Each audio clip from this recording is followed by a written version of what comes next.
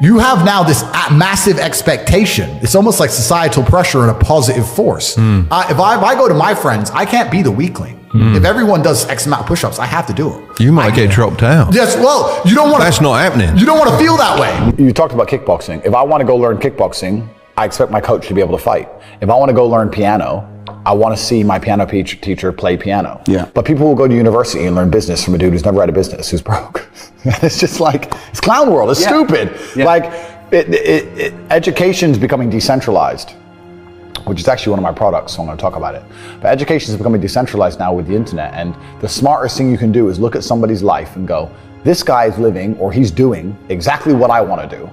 I'll learn from him. That is the smartest thing you can do, as opposed to just going to these traditional educational systems. I think the most dangerous men on earth are the weak men. I think inside of every single man, we're born with a fire inside of us that if we do not control, can destroy ourselves and other people. And if you look at men who have no emotional control, because that's what they're trying to teach us to have. They're saying, listen, you're a man, you're allowed to just cry all the time and have no emotional control, no stoicism, just react to your emotions. Do you know what happens when you tell men to just react to their emotions?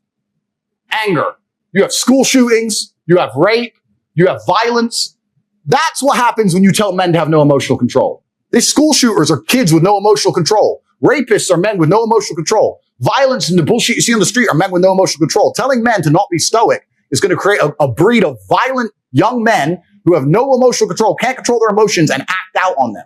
That is absolutely and utterly more dangerous to society than me coming along saying, listen, I don't give a fuck how you feel, young man.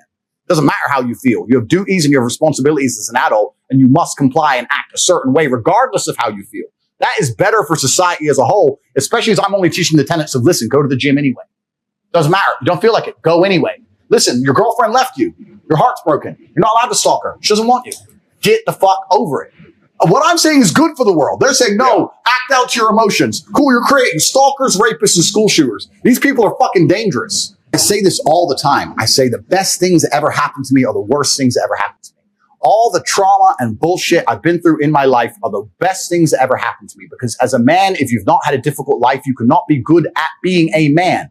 Being a good man and being good at being a man, they're two slightly different things. But to be good at being a man, you need to have been through so much shit that when the Matrix deletes your entire life from the internet and starts lying about you at mass, and people start doing protests and wanting you fucking hung, and they're looking for your family members, and reporters start calling every ex-girlfriend you've ever had, trying to convince them and bribe them to lie, to come out and say you're something you're not, when they're genuinely out to put you in jail, that you can sit there and be focused and stoic enough to go, you know what? Okay, what's the chessboard? What's going to happen? Who's trying to shoot me right now? Nobody. Okay, so it's better than it was a couple years ago. Okay, so X, Y, Z, and plan through it, right? You're never going to be capable as a man if you've not had trauma. The best men ever have had trauma. If you call a police officer, you need a brave police officer. He ain't going to be brave unless he's been through shit. Yeah. He's not going to be brave unless he's been through shit. So we also, as a society, sit and look at men and go, there's two kinds of society. There's the matrix society, but the true society, the true women with a brain, they actually, I want a man who's strong, who's supportive, who's intelligent, who financially provides, etc. Then you're going to want a man to some degree who's been through some shit. Yeah. And a man who's internalized it and used it as a weapon. And this is what I say to people. People email me their long lists of all the bad things that happened to them. And I reply, fantastic.